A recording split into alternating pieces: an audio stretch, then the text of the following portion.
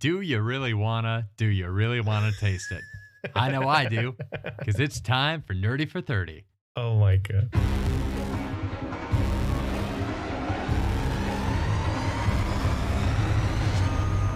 Hey, everybody, thank you so much for listening to Nerdy 430, the show where comedian Tim Keck and I talk about nerdy-ish things for 30-ish minutes. And there is no show that I would rather spend 30 more minutes in than Peacemaker. Oh my God, what a great time. Talk about exceeding expectations. Tim? I really liked it. I mean, it's great. I mean, James Gunn is bulletproof. Uh Maybe pun intended with how many bullets are flying in this movie. He's great. I mean, it's just like more Suicide Squad. I mean, it's not, if you're going in with the expectation that it's going to be Suicide Squad, it's definitely slower. It's definitely takes more time. I mean, it's a TV show, so I think it's definitely a kind of a transition from there, but this has been as good a transition as we've seen in similar things, right? Like Marvel movies are still figuring out how to translate to TV shows like Marvel TV, but somehow James Gunn just translates from Suicide Squad to to just taking one of those characters and just fleshing them out over 8 episodes. It's kind of crazy. They're all like 45 minutes an hour. I mean, it's kind of crazy that he did this and pulled it off so well. I mean, I really liked it. Dude, it's wild. We've talked about with the Marvel shows before where it's like you end up getting this filler, things end up getting spaced out a little bit too long. I mean, God, especially the Netflix shows, those things were way too long. And Peacemaker ends this season, and I really want a second season. I was thrilled to hear that it got greenlit for a season 2 because I want to live in this world longer with these characters. They did such a good job of fleshing out everybody in this show and making really believable relationships between people. It's one of the only shows where I've seen someone get shot and I'm genuinely worried for the safety of the character because I don't want the team to get broken up. And that's pretty remarkable coming from the Suicide Squad, where the joke of it is the opening of the movie, everybody fucking dies. Like, it's great. It's interesting how, like, you know, spoiler alert for Game of Thrones, if you've lived under a fucking rock, you know, in the first season, first book, they kill the main character off. And that's to kind of set the precedent that, like, yo, this is not your normal fantasy, you know, people die in this. There are stakes, anything could happen. And then of course they refuse to cash those chips as the series gets on. And, you know, these actors become celebrities and they want to keep them on the show. And, Cowards. you know, they're cowards. They're cowards in this instance. But James Gunn bought so much street cred with Suicide Squad, and the way Suicide Squad was written, they set the stakes up so high by we talked so lovingly about Suicide Squad and how they did the damn thing. It's the Suicide Squad. If they don't complete their mission, they either die doing the mission, they try to leave the mission and they're killed, or they survive and they get to do another mission where the stakes are the same. And they show us immediately right away what happens when they go on these missions. They all die, and what happens when they try to run, they all die. And then throughout the movie, there's like actual tension, and characters continue to die during this movie. And characters die in this show that I was a little surprised about.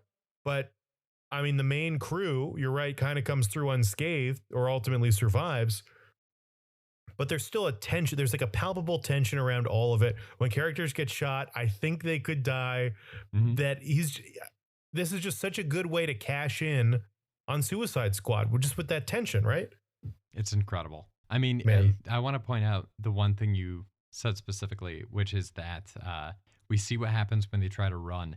How many times can you think of a movie where someone has set like a really scary stake the way they do with Suicide Squad, where there's a bomb implanted in your skull, and if you try to run, we're going to set it off? And most of the movies that set that as a stake, we never see that bomb go off, which is terrible screenwriting, because the whole thing you're supposed to do is if you present that there's something really bad that could happen, we see an even worse variation of that. Like the absolute worst possible thing that you've set up in this reality has to happen for this to be an interesting screenplay. Suicide Squad fucking does it early, like first 5 minutes. Cashing in on those chips, man. I can't think of anybody who earned it more. I love this whole this whole I don't even know what you want to call it movement the Game of Thrones is a part of and Suicide Squad is a part of, where you really truly don't know who is going to die because the stakes, you realize how absent those stakes are from everything else you're watching. I always think about nuking the fridge in Indiana Jones from Crystal Skull, where it's like, we see him survive a nuclear blast in a refrigerator. We're not going to worry about his safety for the rest of the movie. It's like the opposite of nuking the fridge. It's like having someone get a paper cut and die from an infection. Yeah, it sets the tone for the movie right away. And some movies some movies, the stakes aren't life or death, and we're not worried about that. But in these movies where the stakes are life and death, it's cool to see proof of the downside, right? Like that there are consequences to their actions. Let's talk intro. Have you ever skipped that intro to Peacemaker? Because that's maybe the best thing I've ever seen in my life. The first time I saw it, I wasn't fully on board with it. Same. I will admit that, because I saw it and the dancing is like pretty slow. I was wondering the whole time, like, is this that they tried to make a TikTok dance, but the cast couldn't quite do it? Like, is that what's going on here? It kind of felt like, I don't know, something was missing or the formula wasn't quite there. And then by the finale, I was like, I don't want this dance ever. I want to learn it. No skips from this guy. I love it. There's a point in it where he points his gun at the camera where I'm like, oh, that's the end. And then there's more. and every time I fall for it. Every time I'm kind of like bobbing out. I'm like, oh, and then I'm like, yeah, there's more of the damn. It's that moment where you think they're going to cut away in Endgame from the final battle, and then the final battle keeps going. You get that in the intro dance every single time. It's so fascinating to me because they essentially have the cast of the show. Everyone with speaking lines in this does a dumb dance at the beginning of the show, and it works somehow. And somehow it sets up this thing where like these people could die, but also this is all jokes, but it's like this is not to be taken seriously. But then somehow I take it seriously. Like he threads the needle on this so well. The intro is saying this is goofy and dumb and they're silly and they're like pretending to be serious. But then like people get shot and I'm freaking out. John Cena is like, I mean, honestly, acting the shit out of this. Like he's crushing it. I feel bad for him. I'm like worried about his relationship with his dad. I mean, there's like so much going on here that like, man, it's just good, man. This is just a good show. It really is. John Cena was such a perfect pick for this character. The only person that I think could even come close to approaching this character the same way is Channing Tatum. And I'm just basing that off the Magic Mike movies where it's like we're seeing this dude that's this buff hot guy and we're kind of getting into like all the work and shit that he has to do in the background of his life. John Cena really brings that same kind of energy where we're seeing this other side of this guy that we would never normally see. And he's a tragic figure. That first episode, the entire first episode, I think I texted you that it's really compelling because you just feel so bad for him the whole time. Because here's this dude that is really problematic, but you can tell that he genuinely does not mean to be. And that heart, that depth of heart, John Cena, knowing that dude has fulfilled more Make-A-Wishes than anybody else on the planet Earth, like he just exudes that heart. So you can just read on this character. I think he's the secret weapon of the script. Do you think the script works as well with anybody else in that role?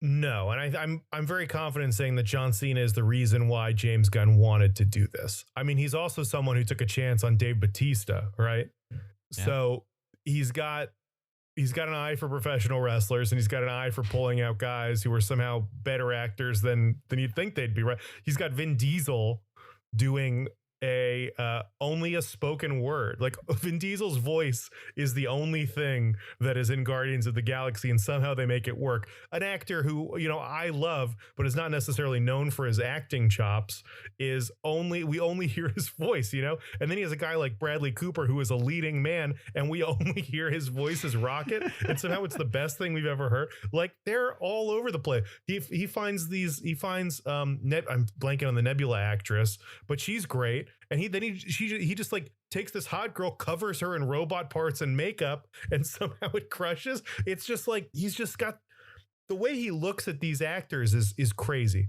Um, and he really just milks the best out of them. I didn't realize Jennifer Holland was like is his girlfriend, Mm, the lead lady in this. Did you know that? Her arms every time in the intro shock me wow. every single time. She's got Yeah, like the whitest arms, and they are jacked out of their mind. I've never been so turned dude. on by a woman's arms before. When she comes out, she's doing the weird monkey dance. I'm just like, yo, this lady is ripped, and she does a good job. I mean, all the actors in this are great. She Sorry, kicks so much ass. she kicks so much ass. To speak to John Cena, John Cena is a fascinating human being in the way that I just don't believe Channing Tatum is. There's a part of me that just doesn't care for Channing Tatum. I haven't really watched any of his movies. I get that he's a celebrity. I just kind of feel like he's, a fake ass. I don't know. There's something about Channing Tatum where I'm like, I'm not really buying into Channing Tatum. John Cena is such a weird type A, like anal, but like cool guy. He doesn't have kids. He's like been divorced, but he is so good with kids. He like I've watched all of like the Total Divas stuff, or like where he's like, he was dating a female wrestler for a while who had her reality TV show, and he would just like walk through the background basically, and you got like so much insight to like who he is as a person. He's just like very much like John Cena does what John Cena wants to do, and John Cena is not flexible in anything. They had some episodes where whatever her family was staying with him at his house, and he had rules about like how they eat dinner, and then they'll eat dinner together at the same time every day, and then the men retire to the smoking room and the women retire to the parlor, and he had like What all the these fuck? things that he wanted to do, but like he never wants kids, but he loves doing these make-a-wish things. He's like, and then in person, this is like one of the most electrifying human beings on the planet. I saw him at like WrestleMania, and like just seeing him like seeing like a dot walk on the stage. He's like The Rock. In like, you see this person and you're just like, I don't know what it is about this person, but like I'm all in on this person. I'm so excited to see them. He just is like this perfect weird combination of like, I don't know. He's everything. He's everything to everybody. If you want to see a sketchy guy or like a shitty dude, you can see it. If you want to see a great person, you can see it. If you want to see a guy who's like awkward and uncomfortable on TV, you can see it. If you want to see a guy who can like own a crowd and like dominate an arena full of people, you can see it. He somehow says like he's just a multifaceted person. He's crazy in a way that I just don't think Channing Tatum is. So I think Gunn is looking at Cena and seeing a man who up front is like very plain. And I don't think he's necessarily the best actor in the world, but somehow he is able to like deliver these moments that really really make me sad or really play with your emotions, and you believe him, like he is just such a perfect fit for Peacemaker in a way that like you would have to look to other James Gunn properties to find such a unique, like perfect partnership, like a perfect synergy with this. Like it's incredible. I mean, I can't say enough things about John Cena. You're gonna have to stop me, Kevin. I don't want to. I want to hear more.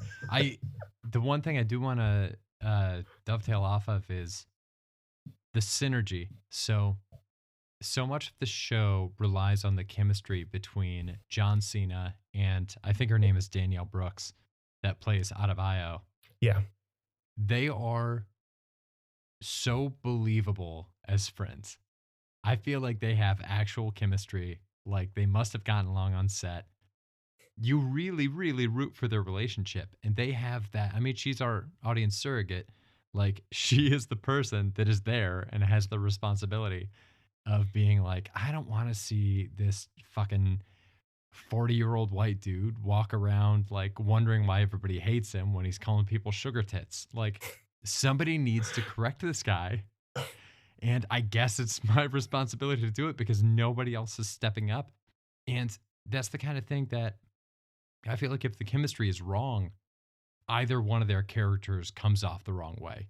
You know, if the chemistry is off on that, you think John Cena is an asshole or she is like harping on him or both. Instead, it's like a template for the best possible way to have those kinds of conversations. And it makes the entire thing, I think it's what's really cool and really important about the show is that it shows you that those kinds of conversations can be had in a way where neither party gets really up in arms about it and offended. It's possible to have that rational talk. Yeah. They're great foils for each other. They're great partners. Um, and it's great. I mean, I, I'm just like still hung. John Cena's. He's fascinating. Like if you like, there's story like there's stories about like LeBron James and how Yeah, LeBron James has like gone out of his way to cultivate this specific personality. right. Everything LeBron James does is very calculated. LeBron James has his core group of friends, and everything else he does is for publicity, for his image, for his cred. Like LeBron James is uh, from what I've heard, one of the fakest people on the planet, right? He's pretending to be a fun loving guy that like everybody likes and gets along, but then he really just has his crew and he has his family and he doesn't really give a fuck about anybody else. He doesn't really want to talk to people he doesn't know. I think it's all very cultivated. And I think there's a good chance John Cena is the same way. Before all this, I mean, the impression I had of him was that he was like a very like type A, like not necessarily a fun guy to be around, but could turn it on and be around people, but is like ultimately an introvert who likes to be by himself. So like he somehow has incredible like chemistry with Danielle Brooks. I don't know, like when the cameras go off, I think there's a chance they like don't even talk to each other. Like I don't know. I think he's like that type of guy where he's like going to be very friendly, going to be very nice, and after the show they're not texting at all. This is me all projecting on what I know about John Cena as a Sure. character, right?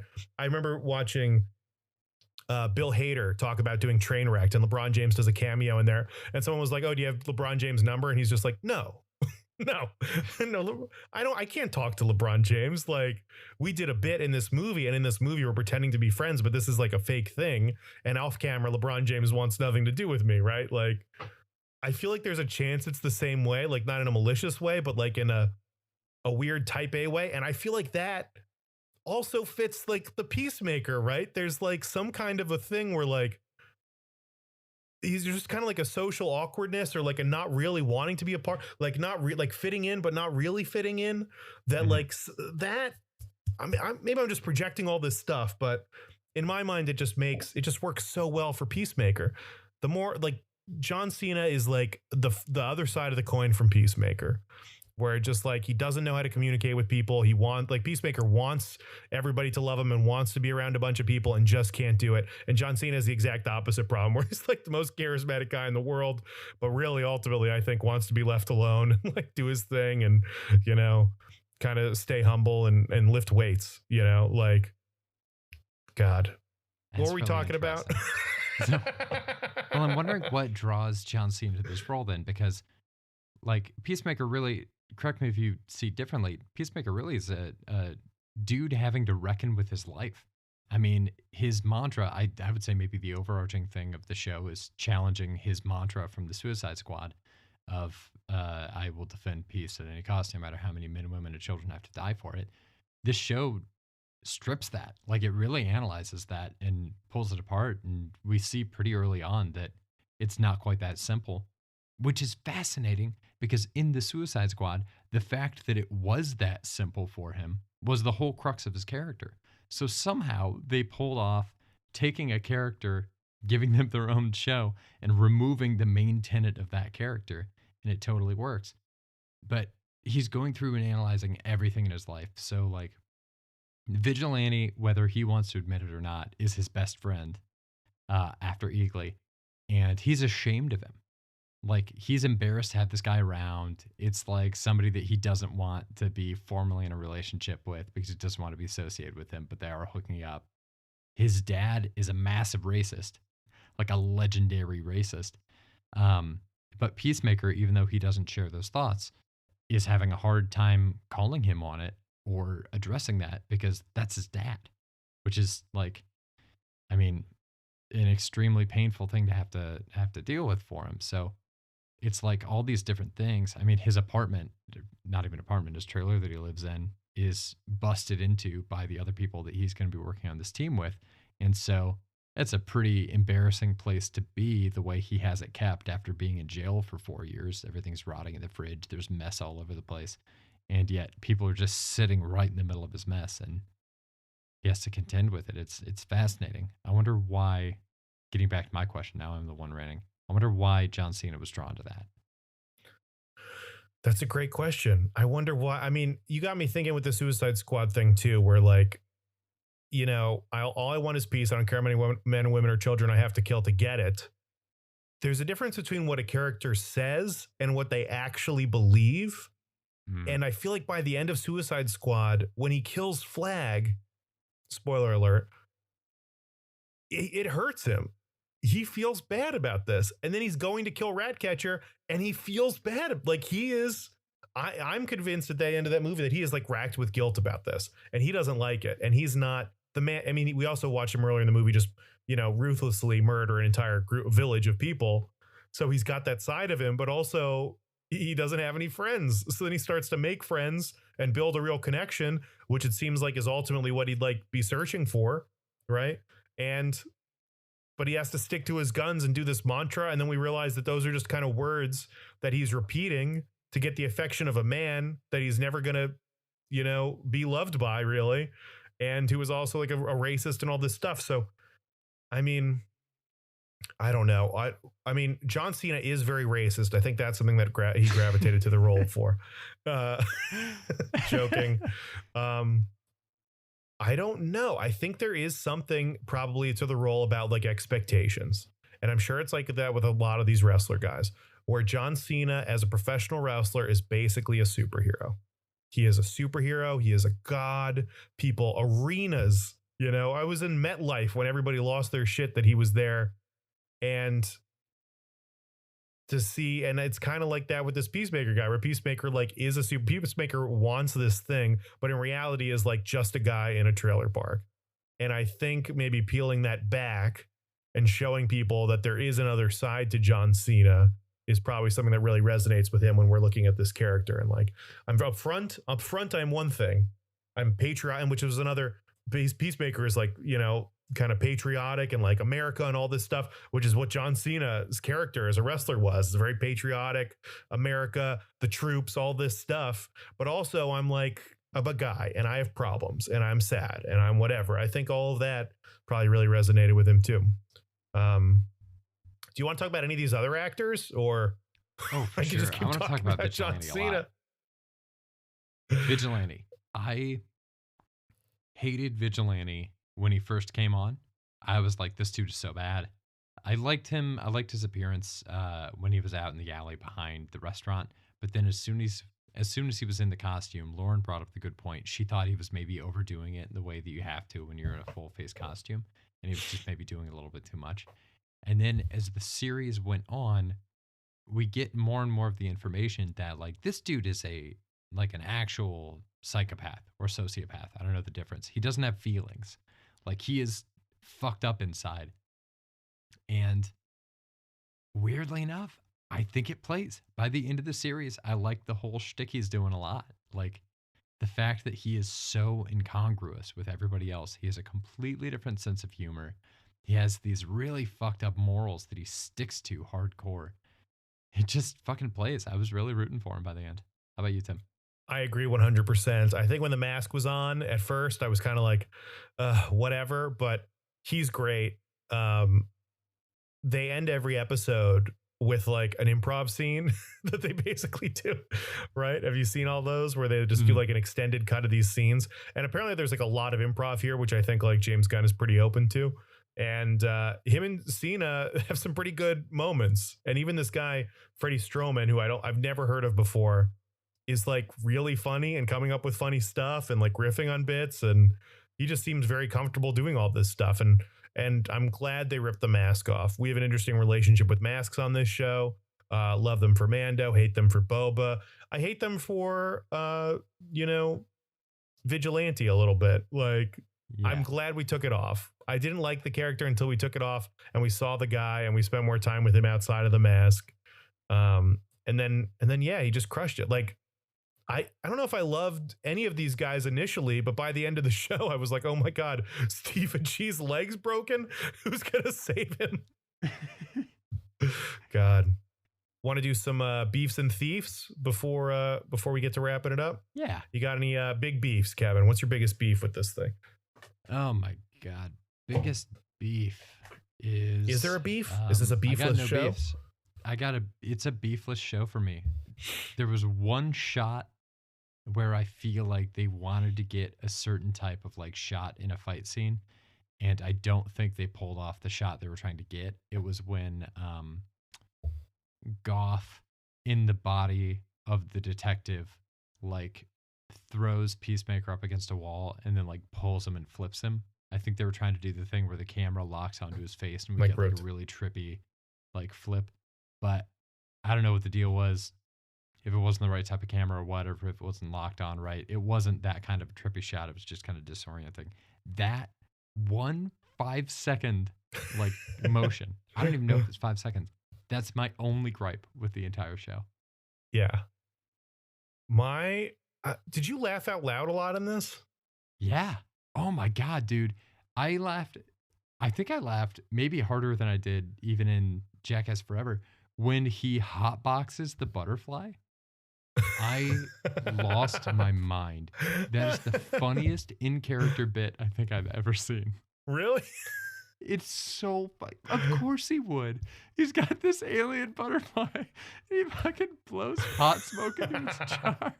The recklessness, it's so funny.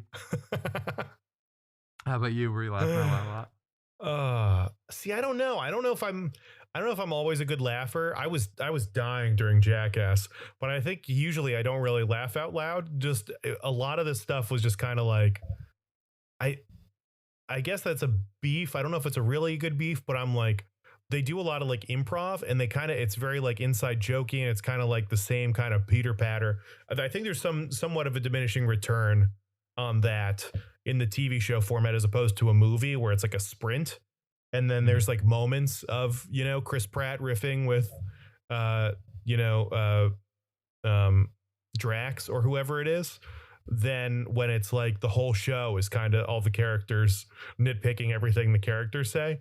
So I'm like, I feel like there's a way where those like hit harder, but also I enjoyed it. I think there's a way where those hit harder, but I enjoyed watching it. I just don't think I was like dying. I think there's a way they do it where I'm like dying when I'm watching this, and I wasn't there really.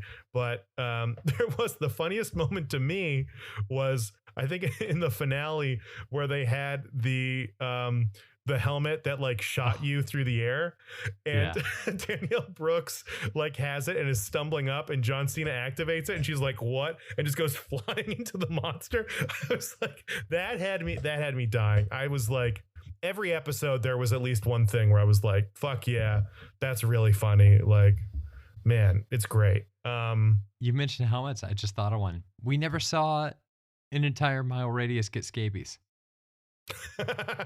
Yeah, you'd think that They would be never like used a the deleted scabies scene helmet. or something like that. Why don't we see the scabies one?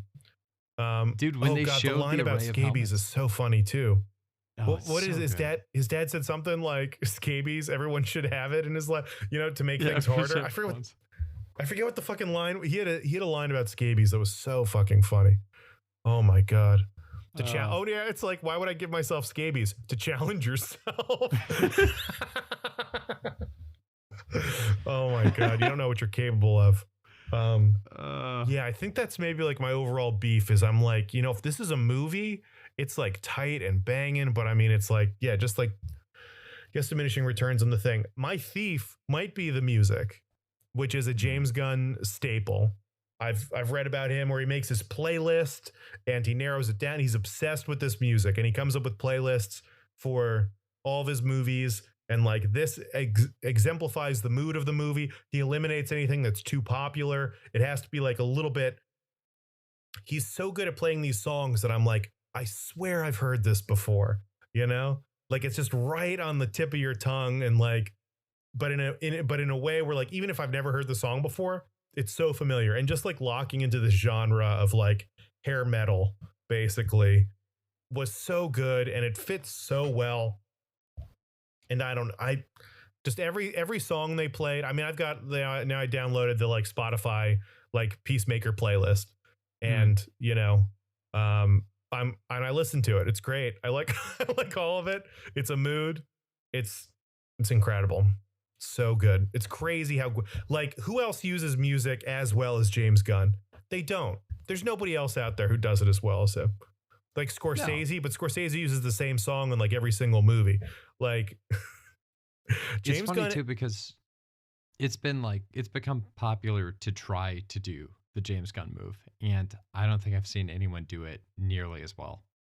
But I mean, the one thing we watched the other night, we watched Gross Point Blank for the first time, yeah, and Joe yeah. Strummer from The Clash did the music for it, and so it's like, yeah, this is gonna be great. Of course, it's gonna be great. And the soundtrack's phenomenal, but like, I mean, God, watching him work just within the hair metal space, Yeah, it's not a that's a fluke. soundtrack that was like specifically cultivated to create a move. But James Gunn is just pulling random songs out of I mean, he picks a genre and then he just pulls songs from that, and somehow they all curate exactly what this guy's feeling. Like there's moments where John Cena is just like dancing to a song, and it's great. I mean, you could go on about John Cena. Don't get me started on John Cena again, but like I was arguing with somebody about like how good of an actor he is, and I think they got the most out of him possible. Like I don't know how much more depth there is, and Mhm. I'm not convinced that he has the acting chops to like take incredibly quiet moments of levity and like purely act with his face and like control silence on like a movie level that like real movie stars do. But they somehow replace that with like him slow dancing to, you know, music and singing the words. They replace that with him like getting high and hotboxing the butterfly, right? Like they replaced those moments of like quiet reflection with like a soundtrack and an action, and him somehow conveying exactly what needs to happen like through all of that. So it's great. It's so good. The music's my main thief. John Cena and the music are my thief to me. Anything else you want to hit before we wrap it up, Kevin? Did you have a singular thief? Um, oh, I mean, I'm gonna do a cop out here and say the cast. I mean, again, expertly cast down to the smallest parts. The old man that lives next door. Harcourt was a huge standout. Daniel Brooks was a huge standout. Steve Agee was great in this. Freddie Stroma was great in this. Obviously, we've spent like 18 to 22 minutes of this runtime just talking about John Cena. Myrn, the dude that played Myrn, I found out he's in the new Guardians of the Galaxy movie. Thrilled. So Oh excited to yeah. see him again, another James Gunn property. Uh, Also, want to give a shout out to the cop. That's like too good of a cop for her own good. I forget the officer's name or the detective's name, but like Sophie ends up, Song.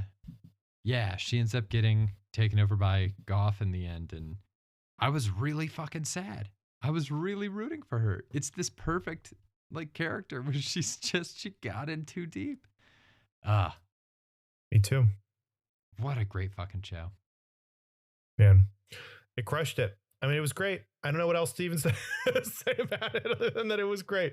You're right. I Yeah. mean, the dad, I guess, is the other thing. Like the relationship with the dad. Somehow, I don't know if I love this move usually where like somebody has like flashbacks to like, oh, the dad's dead, but the dad's still here. And Yeah. somehow I was like very invested in this. They had me like really into it. By the end, John Cena sitting on the porch next to his dead dad. I'm just like, how did they convince me this is cool? Because it Uh, is. And I'm convinced and I'm there. I don't know how they pulled it off because I don't feel like I should be falling for this, but I did, baby. Hook, line, and sinker. yeah. I don't know what the hell they're going to do in season 2, but I'm going to be there to watch it. And how about you, listener? Did you love Peacemaker as much as we did? Let us know. Answer our poll question on Spotify or just shoot us an email, nerdyfor30@gmail.com. I don't think we have ever gotten an email. So you could be the first. You could be the absolute first person to sully our inbox with Sully it. sardonic observations. Thank you so much Cap- for listening, everybody. We'll be back here next Thursday. Tim, what did I cut you off from saying? I was going to say Captain Sully Sullenberger, our inbox. Yeah. Never mind. Thanks for listening, guys. Stay T. nerdy. Hanks for listening. Stay nerdy. Bye. Bye.